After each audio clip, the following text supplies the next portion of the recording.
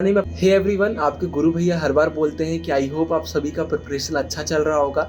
लेकिन आज नहीं कहूँगा क्योंकि मुझे मालूम है हिस्ट्री में आप सभी को बहुत ज़्यादा प्रॉब्लम आ रही है, क्योंकि इतने सारे कमेंट्स आ रहे हैं कि भैया सब पढ़ लेते हैं लेकिन भूल जाते हैं, मन नहीं लग रहा है पढ़ाई में, बहुत सारी दिक्कतें आपको हो रही हैं। तो आज कुछ टिप्स लेकर मैं हाजिर हो गया हूँ। इनको अगर आप फॉलो करते हैं तो प्रिपरेशन में भी आपको बहुत ज़्यादा मदद मिलेगी और एग्ज़ाम वाले दिन भी ये टिप्स आपकी हेल्प करेंगी।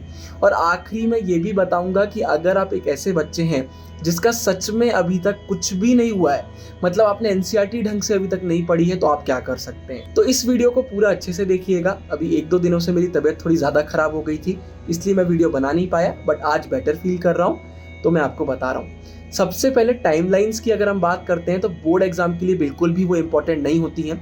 पॉलिटिकल साइंस का पेपर आपका अभी हुआ है, उसमें कोई भी क्वेश्चन आपको डायरेक्टली टाइमलाइन से देखने को नहीं मिला होगा। टाइमलाइन की वही डेट्स इंपॉर्टेंट होती हैं जो डेट्स हमारी चैप्टर में भी कहीं ना कहीं रिपीट हुई होती है। मतलब वो डेट चैप्टर में भी है, वही डेट टाइमलाइन में है तो इंपॉर्टेंट है, नहीं तो नहीं है। मतलब सेपरेटली टाइमलाइन पढ़ने की जरूरत बोर्ड एग्जाम के लिए नहीं है। सीयूईटी में लेकिन टाइमलाइन बहुत इंपॉर्टेंट होती है। इसके बाद अगर हम सोर्स बेस्ड इमेज बेस्ड की बात करते हैं तो भाई इमेज के लिए तो टेंशन ही नहीं है, बस सारी इमेजेस को एक बार देख लेना। अगर आप 10 इमेज देखते हो तो 10 की 10 अलग है, तो कंफ्यूजन की कोई भी बात नहीं होती है। इमेज वाले वही क्वेश्चन हमारे गलत जाते हैं जो हम पहली बार बोर्ड एग्जाम में देख रहे होते हैं। अगर कोई एक इमेज आप देख कर गए हैं तो आपके गलत नहीं जाएंगे, टेंशन वाली बात नहीं है। सोर्स बेस का भी यही है। मुझे पता नहीं आप लोग क्यों डर रहे हैं इतना, सोर्स बेस से सबसे आसान आते हैं। इसमें 2 तरीके के क्वेश्चन देखने को मिलते हैं। एक वो जिनका आंसर डायरेक्टली सोर्स में होता है, तो इसके लिए मैं आपको बता देता हूँ। सोर्स को एक बार पढ़ना, बोर्ड एग्जाम में हिंदी में भी दिया होता है तो हिंदी में भी एक बार पढ़ना, तो क्लियर हो जाएगा, वो आंसर बन जाएंगे। और जो क्वेश्चन ऐसे हैं जो डायरेक्टली सोर्स में नहीं दिए हुए हैं तो वो आपके एनसीईआरटी से आते हैं। तो अगर आपने एनसीईआरटी करी हुई है, फंसना पक्का है सीरीज करी हुई है, तो आपसे वो बनी जाएगा। तो सोर्स और इमेज में तो टेंशन लेना ही नहीं है। इसके बाद 8 मार्क्स वाले क्वेश्चन में मैं आपको बता देता हूं। इसमें भाई आपको जब आंसर लिखोगे ना तो 8 पॉइंट्स या तो बहुत सटीक लिखना पड़ेंगे या फिर 8 प्लस पॉइंट्स हम लिख रहे होंगे, मतलब 10, 12, 13 पॉइंट हम लिख देंगे। आप टॉपर्स की आंसर शीट चेक कर सकते हैं। और मैं तो हमेशा यही कहूंगा कि 8 से ज्यादा पॉइंट लिखना चाहिए, क्योंकि एक आध अगर गलत चला जाता है तो फिर दिक्कत नहीं होती है। हाँ, अब अगर बोर्ड में बोल दिया गया है कि आपको सिर्फ 4 चीजें एक्सप्लेन करना है तो फिर आप 4 ही करोगे, लेकिन बहुत रेयरली ऐसा क्वेश्चन आता है, सीधा दे दिया जाता है। तो पॉइंट्स में आंसर लिखिए और 8 प्लस पॉइंट्स बनाने का ट्राई करिए। टेंशन वाली कोई बात नहीं है। जितने भी बड़े बड़े टॉपिक है, फंसना पक्का है में सारे कवर कराए गए हैं इंपॉर्टेंट क्वेश्चन, उनको पॉइंट्स में ब्रेक भी करा गया है। बस पॉइंट्स में आप याद कर लेंगे और आंसर भी आप पॉइंट में लिखकर आएंगे। फिर एमसीक्यू कहाँ से करना है भाई? एमसीक्यू डायरेक्टली एनसीईआरटी की लाइन उठकर बनते हैं। तो आपके पास अगर टाइम है अभी तो आप टर्म 1 वाली सीरीज देख सकते हैं, लेकिन टाइम अब बहुत कम है। तो अगर आपने अभी की लेटेस्ट फंसना पक्का है सीरीज करी हुई है, नोट्स फॉलो करे हुए, एनसीईआरटी पढ़ी हुई है, तो एमसीक्यूज आपसे बन जाएंगे, उसकी टेंशन लेने की जरूरत नहीं है। फिर मैं आपको बोलना चाहूंगा पेपर उल्टा चालू करो आप, क्योंकि पेपर बहुत लेंथी आता है हिस्ट्री का।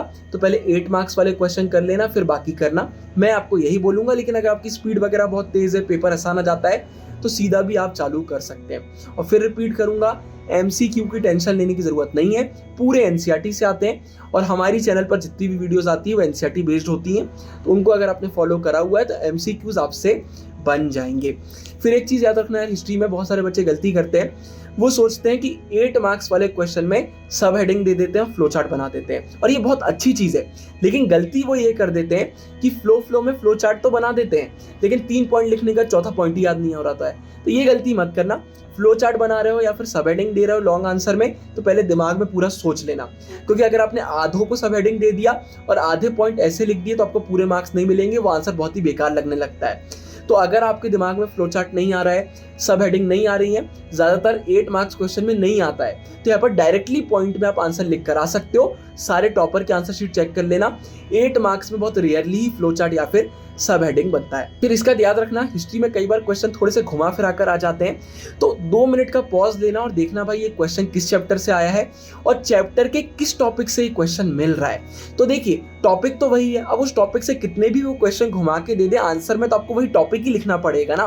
तो एक बार अगर हमको ये समझ में आ गया कि ये क्वेश्चन किस टॉपिक से आया है, तो आंसर अपने आप दिमाग में आ जाता है। तो फंसना पक्का है सीरीज भी करते हो तो आंसर भी बहुत अच्छे से देखो और क्वेश्चन भी बहुत अच्छे से समझो। वो क्वेश्चन हल्का सा घूम कर आ गया तो कंफ्यूज होने की जरूरत नहीं, घबराने की जरूरत नहीं है। थोड़ा सा अगर हम क्वेश्चन पर ध्यान देते हैं तो आंसर हमसे बनने लगता है। इसके बाद आखिरी में उन बच्चों के लिए मैं कुछ कहना चाहूंगा जिनका कुछ भी नहीं हुआ है और उनको समझ में नहीं आ रहा है क्या करें। टाइम बहुत कम है तो आपको थोड़ा सा रिस्क तो लेना पड़ेगा, और वो रिस्क ये है कि आप सिर्फ और सिर्फ फंसना पक्का है सीरीज को अच्छे से करके एग्जाम देने चाहेंगे। और फंसना पक्का है सीरीज को अच्छे से करने से मेरा मतलब है कि क्वेश्चन भी आप अच्छे से करेंगे, जो आंसर बताया गया उसको भी आप अच्छे से सुनेंगे, और वीडियो के बीच बीच में जो भी बताया गया उसको भी आप अच्छे से सुनेंगे। मतलब फंसना पक्का है सीरीज की सारी वीडियोस को आप मन लगाकर देखेंगे। थोड़ा रिस्क तो आपको लेना पड़ेगा।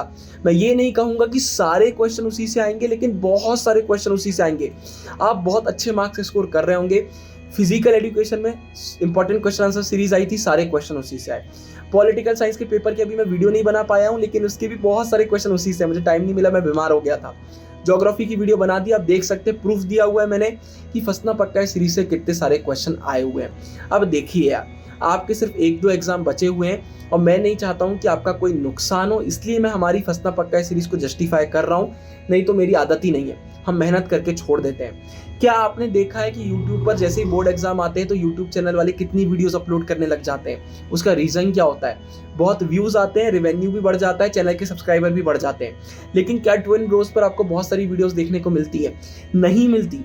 हिस्ट्री की 2 फंसना पक्का है सीरीज की वीडियो अभी तक नहीं आई है, जबकि एग्जाम बहुत पास आ गए। इसका रीजन क्या है? इसका रीजन बहुत सिंपल है कि फंसना पक्का है सीरीज बनाने में खून पसीना एक करते हैं हम उसको बनाने में, अपनी एक वीडियो को बनाने में 4 से 8 घंटे देते हैं, इसलिए आपको बहुत देर से वो देखने को मिलती हैं।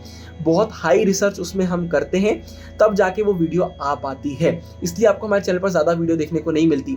और आपको लगता होगा फंसना पक्का है सीरीज तो छोड़ दो, बाकी वीडियोस कम क्यों आती हैं? क्योंकि पूरा दिन ही फंसना पक्का है सीरीज में चला जाता है। तो ट्रस्ट करिए यार, वो सीरीज बहुत इंपॉर्टेंट है। और 2 छोटे से एग्जाम्पल दूंगा क्योंकि जस्टिफाई करना जरूरी है।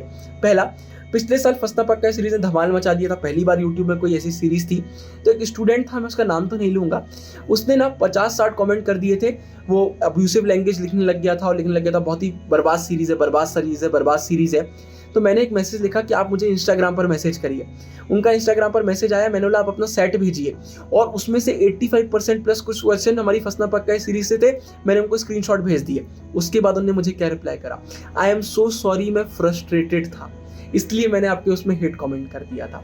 उसके बाद अभी किसी एक का कमेंट आया, फंसना पक्का है सीरीज से कुछ भी नहीं पढ़ा, कुछ भी नहीं फंसा, मैं एक चैप्टर देख के गया था, उससे कुछ भी नहीं आया। अब मैं थोड़ा सा प्लॉट ट्विस्ट कर देता हूँ। फंसना पक्का है सीरीज से 95% क्वेश्चन आए, सिर्फ एक क्वेश्चन नहीं आया और उसी चैप्टर से था जो आप पढ़कर नहीं गए। हमें नहीं पता यार, कोई कमेंट कर रहा है तो किस पर्सपेक्टिव से कर रहा हो, किस उससे कर रहा है। हो सकता है वो बहुत ज़्यादा फ्रस्ट्रेटेड हो सकता है वहाँ पर उसे आंसर ना बन रहे हो सकता है क्वेश्चन थोड़े से घुमाकर आ गए हो, या ये भी हो सकता है कि उसका सेट ज़्यादा डिफिकल्ट आ गया हो तो उसमें थोड़े से कम क्वेश्चन फंसे हो, कुछ भी हो सकता है। तो किसी के कमेंट से आपको किसी की मेहनत को जज करने की ज़रूरत नहीं है। आप खुद देखिए, खुद अपने क्वेश्चन पेपर को मिलाइए। कोई सीरीज़ ऐसे ही पिछले 2-3 सालों से नहीं चल रही है, अगर वो फ्रॉड होती तो अभी तक बंद हो गई होती। एक भी फंसना पक्का है सीरीज की ऐसी वीडियो नहीं है जो YouTube पर रैंक नहीं कर रही है। इतने बड़े बड़े चैनल हैं, उसके बाद फंसना पक्का है सीरीज रैंक करती है, तो उसमें दम है यार। और जिन बच्चों को ये चीज़ मालूम है प्लीज़ कमेंट सेक्शन में बता दीजिएगा, और जिन बच्चों को फंसना पक्का है सीरीज में डाउट है तो प्लीज़ एक बार आप मैच करिए, और मैच करने के बाद मुझे बताइए कि क्वेश्चन फंसे थे कि नहीं फंसे थे। कई बार बोर्ड वाले थोड़ा सा घुमा देते हैं, वहाँ पर बस हमें हमारे दिमाग को यूज़ करने की ज़रूरत है।